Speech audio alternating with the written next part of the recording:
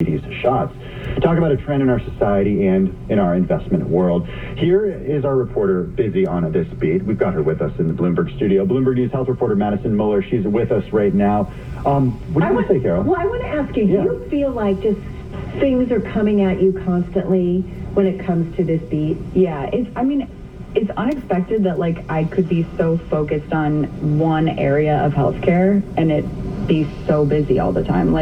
Most of the other people are healthcare reporters, cover many different things, but for me lately it's just been obesity drugs all the time. And there's so much news constantly, every week, every day, something is happening. Okay, let's talk about some of the recent news. I want to start with the Novo and the kidney disease news, because I don't have the list in front of me, but it seems like every few weeks we talk to you about some sort of new ailment that preliminary research at least suggests that this could help. Right. And we kind of got a hint of this last year when Novo stopped a trial early and the market went crazy. It was a trial in kidney disease, and the stopping early sort of indicated that there were some successful results. We didn't really know anything. They didn't say anything about it. They just said they were stopping the trial early, and the market reacted to that. So I think there was already some anticipation that these results were going to be good, and they were, and they showed that, there is another possible indication. Obviously it's not approved in kidney disease yet, but like we've talked about, metabolic disease, obesity, diabetes are very closely linked to other health conditions like heart disease, kidney disease, liver disease. So it's not entirely a surprise that it would help with kidney disease, but it's like we were talking about, this is the first time we've had a medication that helps this much with weight loss, that is this effective in weight loss, this effective really in diabetes too. And so it's helping with all of these other conditions as well. Well, and that's what I'm curious about is that, I don't know if we're having some problems. Are we having some technical problems? No. Okay. Maybe it's just in my ISP. It's in your head, Carol. The technical problems are with you. The list is long. Madison, I guess, does it always just come down to, we were talking before we got started, that we're just finding out a very simplistic but important idea that, and you have to be so careful because I know weight is sometimes a real struggle for a lot of individuals, that being thinner is healthier. Does it come down to that, or is there something really special in this medication that is doing something else? Or is it really just about helping us lose weight? I think it's twofold. So we know that, for people that are overweight, people that have obesity, losing weight is good for their health. And in people with type 2 diabetes, controlling blood sugar also can help prevent these other health issues from happening.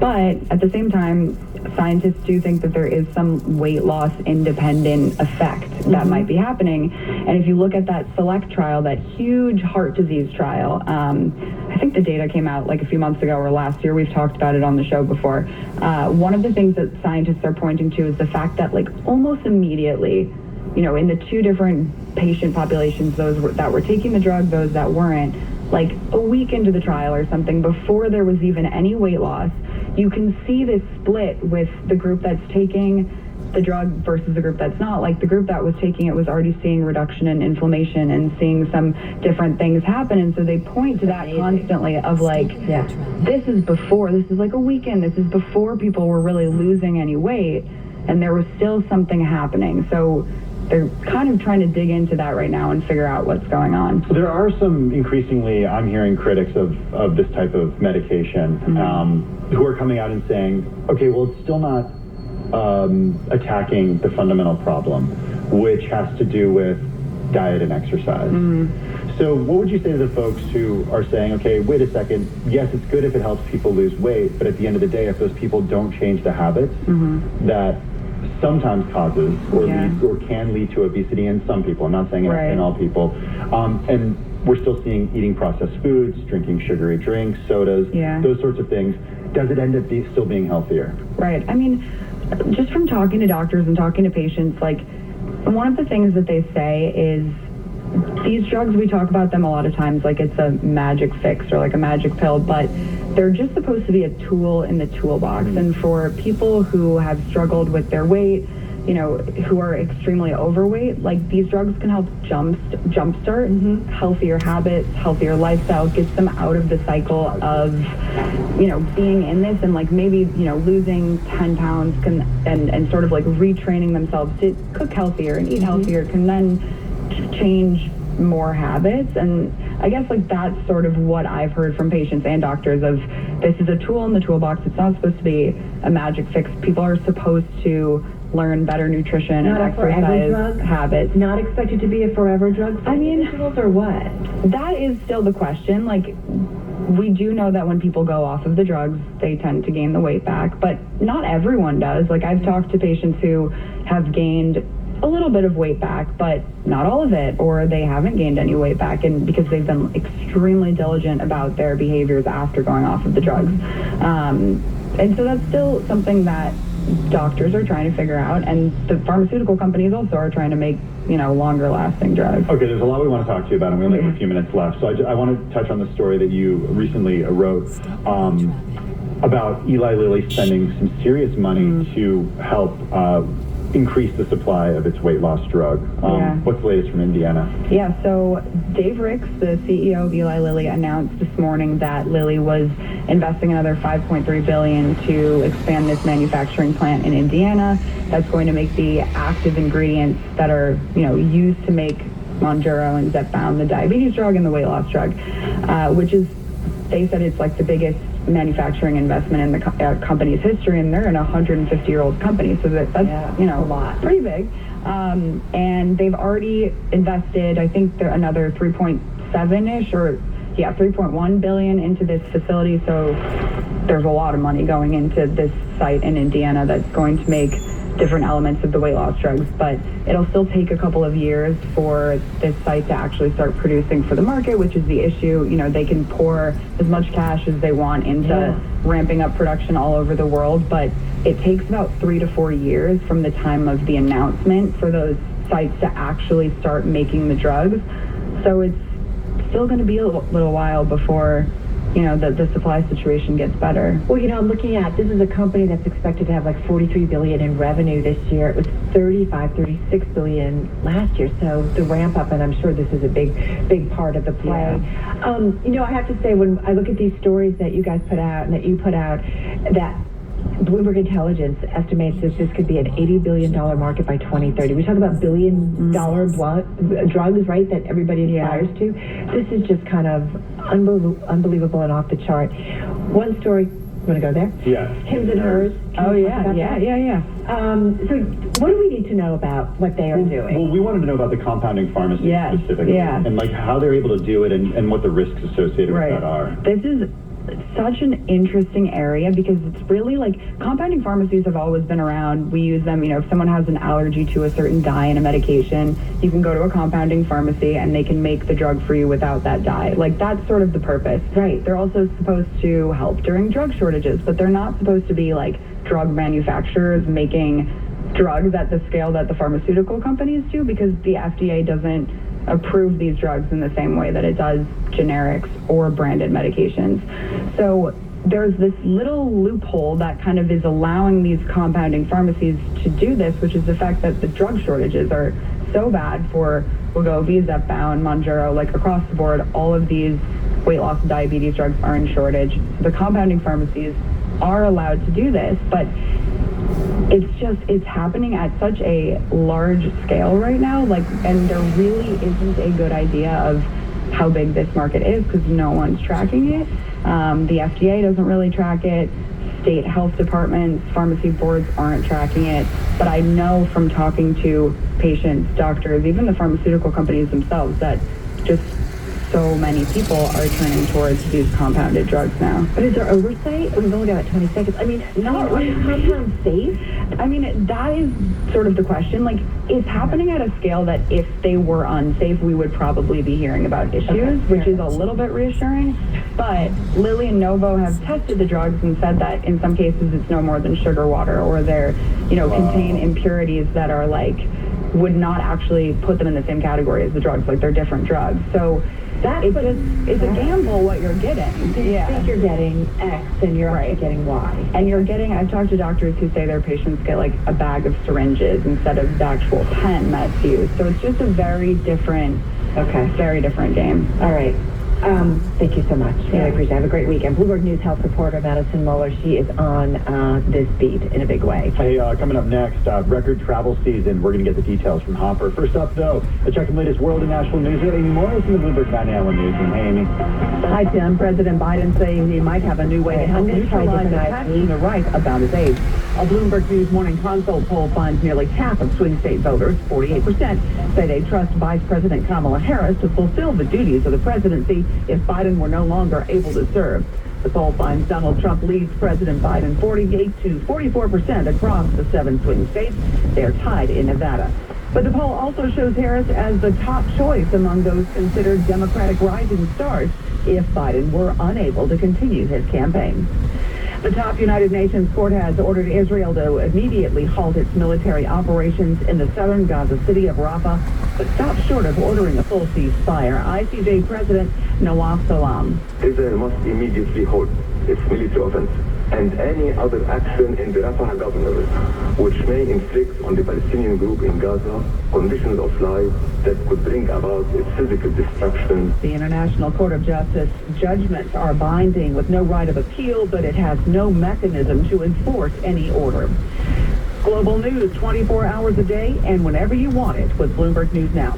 I'm Amy Morris, and this is Bloomberg.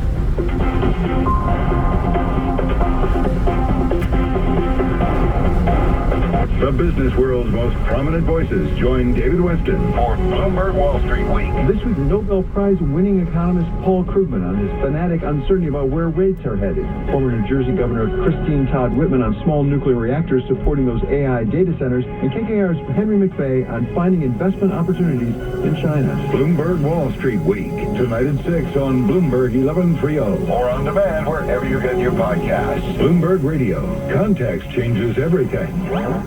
This is a test of the emergency alert system.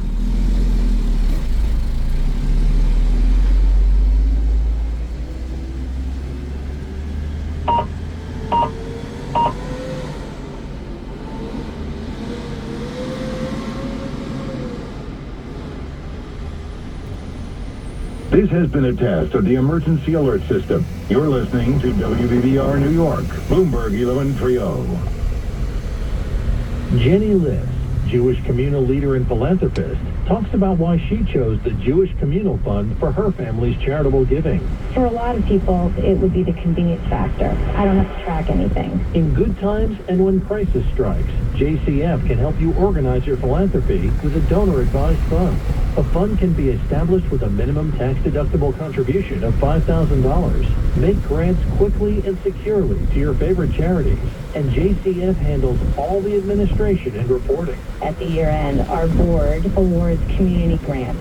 From fees and endowment income to UJ's annual campaign, we also make gifts to specific organizations, the elderly, Holocaust survivors, the hungry. The fact that we come together as a community at the end of the year to build community, that's what makes us different. Open a fund today and join our JCF community. Visit jcfny.org or call 212-752-8277.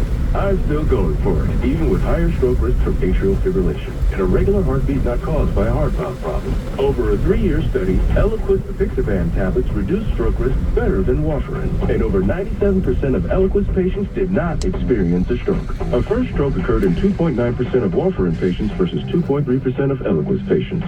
Don't stop taking prescription Eliquis without asking your doctor. It may increase your stroke risk. Eliquis can cause serious and in rare cases fatal bleeding. Don't take Eliquis if you have an artificial heart valve, abnormal bleeding, or antiphospholipid syndrome. While taking, you may bruise more easily or take longer for bleeding to stop. A spinal injection while on Eliquis increases risk of blood clots, which may cause paralysis, the inability to move. Get medical help right away for unexpected bleeding, unusual bruising, or tingling, numbness, or muscle weakness. Medications such as aspirin products, NSAIDs, SSRIs, MRIs, SNRIs, and blood thinners may increase bleeding risk. Tell your doctor about all planned medical or dental procedures. Learn more at eloquist.com or call 1-855-ELOQUIST. Bloomberg Radio, on demand and in your podcast feed. On the latest Masters in Business podcast, my conversation with Savita Subramanian, Chief Equity Strategist and Quant at Bank America Securities. The day that I realized that behavioral finance deserves a very prominent place in the arsenal of models that we all use was I got the job as equity strategist, and I realized that probably the most important number that I publish is our year-end target. And so I said, okay, let's use all these quant models that I've been building for the last 10 plus years. And after testing all of them, it turned out that there was one model that was better than everything else at predicting the next 12 months of S&P returns. And that was a behavioral model. Really? How do you measure behavior in a quantitative model for equities? So basically, this model is just a simple straight average of all the Wall Street strategists' recommended allocations to stocks in a balanced portfolio. So if you go to your broker and he or she tells you you should put, 60% in stocks or you should put 40% in stocks, we take all those numbers from the different houses and we average them together. We've been doing this every month since 1980. And it turns out to be the best contrary indicator. Oh, really? I thought you were going to go with, it's the very wisdom of crowds and whatever it averages out, run the opposite. Do the opposite, yeah. No kidding. Hear the full conversation on the latest edition of the Masters in Business podcast. Subscribe on Apple, Spotify, and anywhere else you get your podcasts. Plus, listen anytime on the Bloomberg Business app and Bloomberg.com.